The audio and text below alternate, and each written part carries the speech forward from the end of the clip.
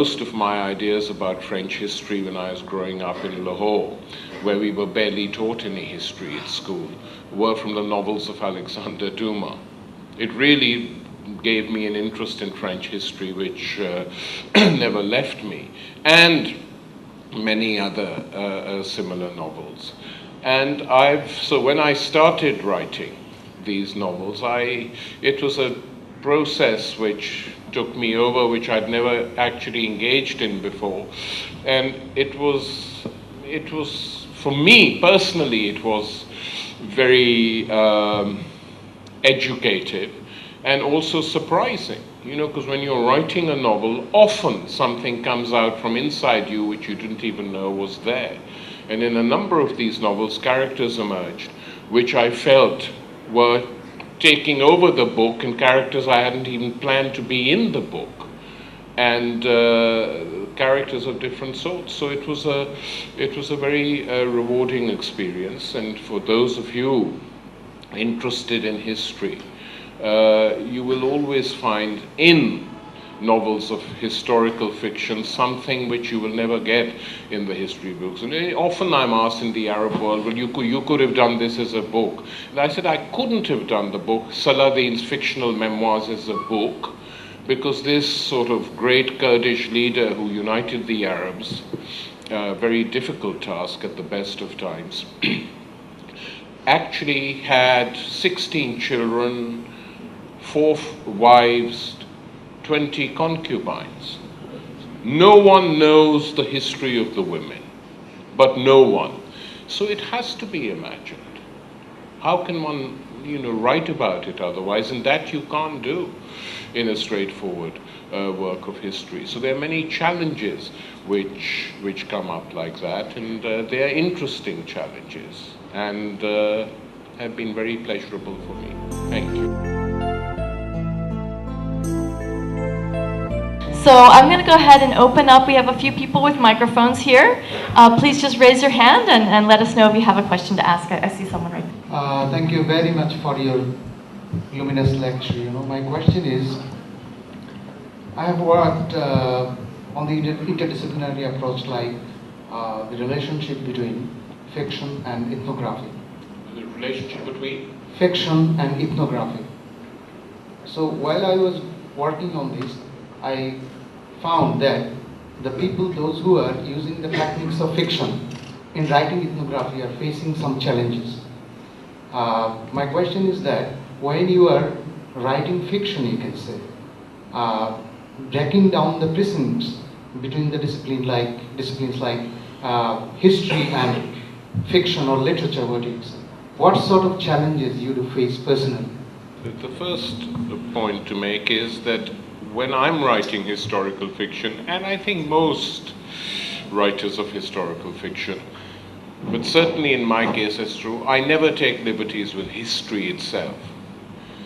So I don't make up fake historical events, nor do I change the history of what happened. Some people do that, but in a very conscious way. By saying, suppose Britain had been invaded by the Germans and occupied, what would have happened? But that's another project which people do. But in the historical novels I write, I keep the history there, and around historical episodes you construct the rest of the novel. Because I think it's very dangerous if you start, and it can be very confusing as well. So that was a big challenge initially when I started writing, to see what one could play with and what one couldn't. But there was enough to play with without actually challenging history. Apart from that, I don't think I had too many other dilemmas, really. I was saying that sexuality in the Muslim world today is such a sort of charged subject, but this wasn't always the case. If you look at Arab literature from the 9th and 10th century, if you look at the Arabian Nights, the short stories in the Arabian Nights, what are they about? They're essentially quite a lot of them are about sexual practices and sexual adventures. So even that inhibition is something created by the modern world, which didn't exist in that sense in the medieval world, and certainly not in Islam. I mean, people say, which is accurate, that homosexuality is forbidden in Islam. It is, as it is in the Old Testament as well, very sternly forbidden. But it doesn't mean that because something is forbidden, it doesn't happen. And in the Arabian Nights, one of the central characters is this impish poet, Abu Nuwas, who is based on a very real poet in the Khalifa's court, who was openly gay, proclaimed it, sang his gayness from the streets, talked about his lovers, and all that. So what do we do? The Khalifa of the time tolerated him, so why shouldn't we in this world tolerate him as well? Mr. Ali, I know I'll get a chance to talk to you after, but there's a question I wanted to ask partly on behalf of our students to tease out one of the key points of your talk and your writing of recent years, which is that for the longest time, as you said, that right now we've been told that there's only the liberal democratic model or a neoliberal version of it left and nothing else. One of the claims of this model has been that it has had a far better self-correcting mechanism than the communist or other models, which were very intolerant, as you yourself said, and therefore they failed. But we're seeing this phenomenon in this post-Berlin Wall phase where people's protest goes unheeded. You have a billion men marching, billions of men and women marching across countries on the same day. It doesn't stop a war. You have Occupy Wall Street. So there is this, and even the Arab Spring, shifting contexts. So for the first time in a long time, it seems power and capital has an absolute obdurate non-responsiveness to civic cries. And the last time that happened, say in the 1930s, the ultimate result was first a depression, then a great war. So are we going to see any self-correction? Is there a way to come out of it, or are we going to go through a repeat of the great calamitous forms of correction? Very important question, actually. I don't think we're going to see wars between the big powers. I really don't think that. A number of reasons. The reason for the Second World War and the First World War was rivalries between the big imperial powers for colonies. I mean, we remember German fascism only now because of the Holocaust and the killing of 6 million Jews, but they did, there was, apart from that, horrific though that was, there was, from their point of view, a basis for the war, which had nothing to do with what they did to the Jews, which they said it's not fair that France and Britain, which are smaller countries than us, but one controls so much percent of the world and the other controls so much percent, and the Germans control a tiny amount. So either they do a deal with us and share the colonies, or we are going to go to war. It's spelt out in several speeches by the fascist leaders. So it was an imperialist, an inter-imperialist war, like the first one, which was also a war over colonies and wealth in the rest of the world. And that period is now over, because that was a time when the powers that be were roughly equal. The United States in the First World War barely had an army. They had to really recruit and, enforce conscription to bring soldiers to Europe.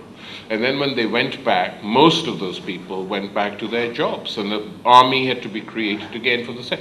Nowadays, you have permanent armies, and you have the development of technology to such a high level, and the United States, as the dominant power in the world today, has military strength which exceeds that of all its rivals put together.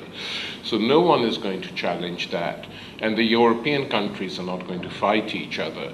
So where wars take place, It's in Iraq, Afghanistan, Somalia, places like that. I don't think the big powers are going to go to war. And I don't think the Chinese are planning to arm themselves like the Russians did to try and achieve equality.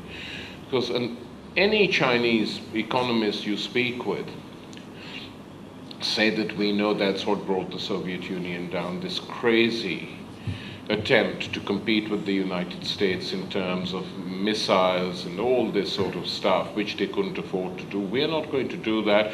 We are effectively building a defense mechanism around China.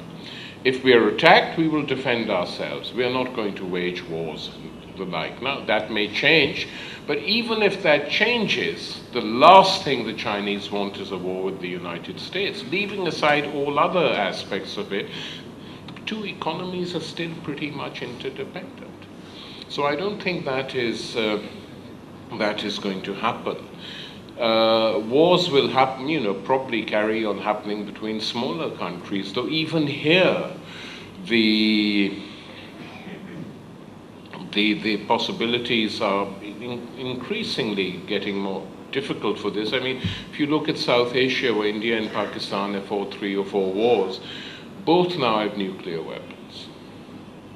And that's the ultimate logic, that if India is now so overwhelmingly powerful in terms of manpower, technology, and weaponry, that it would be a very crazy general in Pakistan or politician who decided to go and make a war on India, and vice versa. It's not that battles or arguments and disputes between the major powers don't take place, but effectively they're largely about trade, building ports, who is going to do what, who's going to buy arms from whom. I mean, Bangladesh at the moment, relatively speaking, a small country in this large region, gets most of its bulk of its trade deals are with China. More than with India, though the black trade and the smuggling trade, if you add that, it's probably more than China, but official trade with China is much more. And then what happens when the Chinese ask the government for a deep water port? The government thinks, consults the Indians and the Americans, and they say no. So they say no to the Chinese. So I've noticed something here which is really very unusual, very, very unusual, because the Chinese don't do it so far anywhere else, is that the Chinese ambassador has been making statements in public about the political crisis in Bangladesh, which is incredible. And I think the reason for that is irritation that the Deepwater Port deal was scuttled, and an arms deal, where instead of buying weaponry from India, from China, they've decided to buy it from Russia, especially, I'm told, submarines and such like. And the Chinese must be saying, well, best of luck to Bangladesh, because the last country to buy submarines from Russia was India, and there was a huge accident not so long ago, and several hundred Indian soldiers naval personnel went down in the submarine, because it's well known to everyone that Russian work is now incredibly shoddy. It always was, and it hasn't improved. So these divisions will remain, but outright wars, I think not. We have a question Yes. here. Thank you. I thank God that you and I have lived to this day to meet each other for the second time. The first time was in 1970 when I was a student at Dhaka University, and you gave a lecture on under the mango tree. I was present there. It was under the banyan. No, mango. No, banyan. Amdala. I still remember it was Amdala. Anyway, you started in a speech saying that पहले ये फैसला कर लो कि मैं उर्दू में कहूँ या English में कहूँ. Wasn't that the first sentence you said? Okay. Now you have given us a picture of the world, especially the general mass, and their very pitiable condition. it seems as if human civilization, from your lecture I gather, is going down in it very rapidly. I would request you to say a few words